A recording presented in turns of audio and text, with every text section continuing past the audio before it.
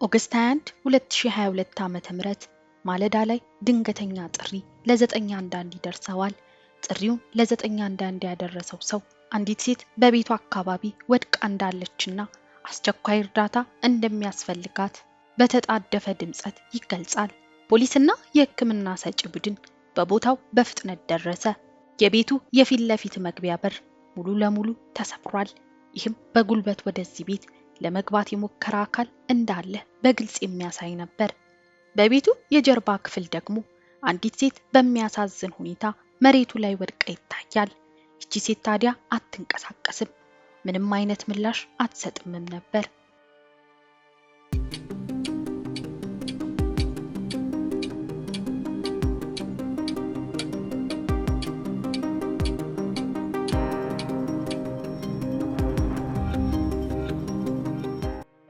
አሽሊ ዴል ከሰዎች ጋር ባላት ተግባቢና መልካም ግንኙነት እሷም ሆነ ሌሎች ሰዎች የሚያውቁት ጠላት ስለመኖሩ ማንም መገመት አይችልም።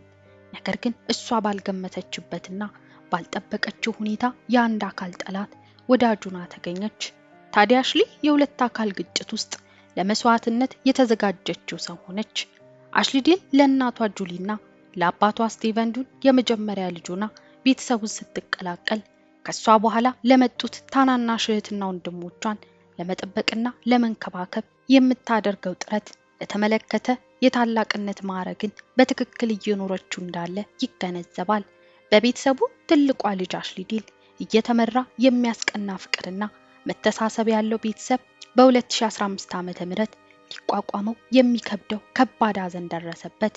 ይህም የቤተሰቡ ትንሽ ልጅና ብቸኛው ወንድ ልጅ የሆነው ሉዊስ ዴል በጥይት ተመቶ ተገደለ።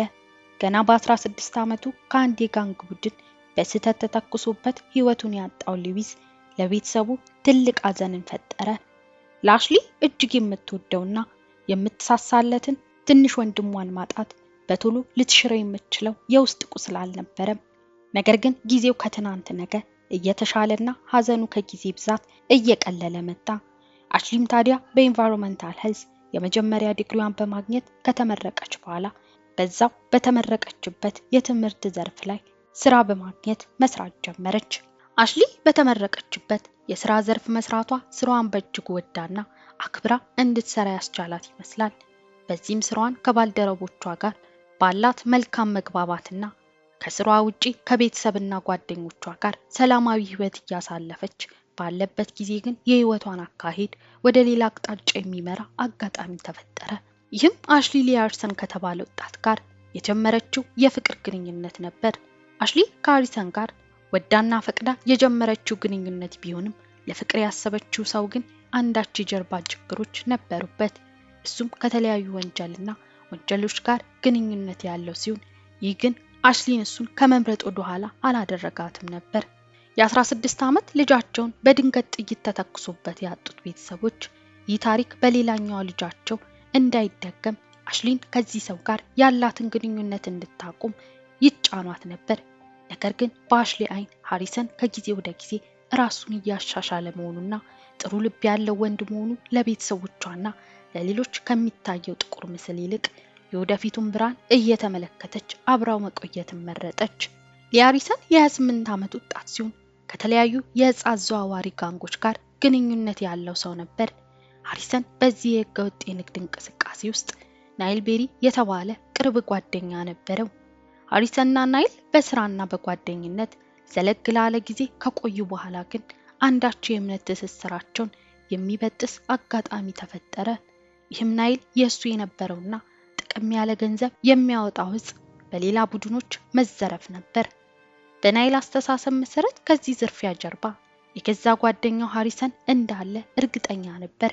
ሃሪሰን በአንጻሩ በዚህ ዝርፊያ ውስጥ እጁ እንደሌለበት ለማስረዳት ሞከረ። ነገር ግን አንድ ጊዜ በናይል አእምሮ ውስጥ የተሳለው የሃሪሰን ክህደት በቀላሉ ሊፋቅ አልተቻለም። በዚህም ሁለቱ ጥብቅ ጓደኝነት የነበራቸው ሰዎች ባላንጦች ሆኑ። በአንድ ወቅት ታዲያ ሃሪሰንና አሽሊ በአንድ ፌስቲቫል ላይ ተገኝተው እየተዝናኑ በነበረበት ሰዓት በዛ ቦታ ተገኝቶ ከነበረው ናይልና የቡድን አጋሮቹ ጋር ይገጣጠማሉ። በሁለቱ መካከል ቀደም ባለው አጋጣሚ ተፈጥሮ የነበረው ውጥረት በአካል በተገናኙበት ወቅት አገረሸና መጠነኛ ጸብ ተፈጠረ። ፍቅረኛዋ ከወንጀለኛ ቡድን አባላት ጋር ፊት ለፊት ሲጣላ የተመለከተችው አሽሊ ከዛን ጊዜ በኋላ ፍርሃትና ስጋቷ የእውነት እየሆነ መጣ። አሽሊ በዛን ፌስቲቫል ቀን ከፍቅረኛዋ ጋር ጸብ የፈጠረው ናይል ፊት ያነበበችው ጥላቻና እልህ ከውስጧ መውጣት አልቻለም ነበር። አሽሊ ከጊዜ ወደ ጊዜ ፍርሃቷ እየቀነሰ መምጣት አልቻለም። ናይል በዛን ወቅት ሲናገር የነበረው ዛቻና ማስፈራሪያ አሳስቧታል። ለቅርብ ጓደኛዋ ሞ የላከችው መልእክት ይህንን የሚያሳይ ነበር። በጣም ተጨንቄያለሁ ሞ፣ የሆነ ነገር እንደሚፈጠር ከማሰብ ማቆም አልቻልኩም የሚለው የጽሑፍ መልእክት የአሽሊን የውስጥ ፍርሃት በግልጽ የሚያሳይ ነበር። በሌላ ጊዜም ሌላ መልእክት ልካ ነበር። የሆነ ሰው እየተመለከተኝ እንደሆነ ይሰማኛል። ይህንን ስሜት ከዚህ በኋላ መቋቋም ምችል አይመስለኝም። እንደገና ሌላ መልእክት ለጓደኛዋ የሆነ ድምጽ ከውጭ ይሰማኛል።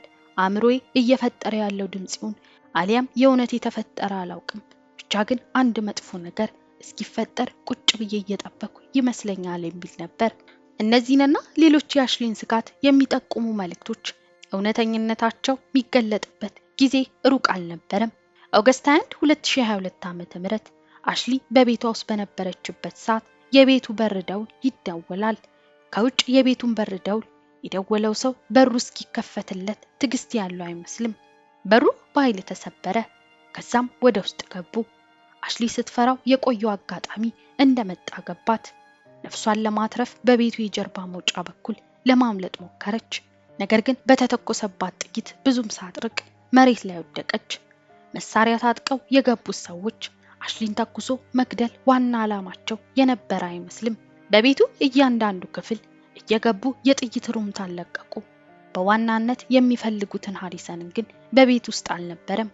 በጊዜው የአሽሊን ቤት ሰብረው የገቡት ሰዎች በዋናነት አቅደው የመጡት ሊሃሪሰንን ለመግደል ቢሆንም በዚህ ጸብ መሃል ንጹህ የነበረችው አሽሊ ግን ህይወቷን አጣች።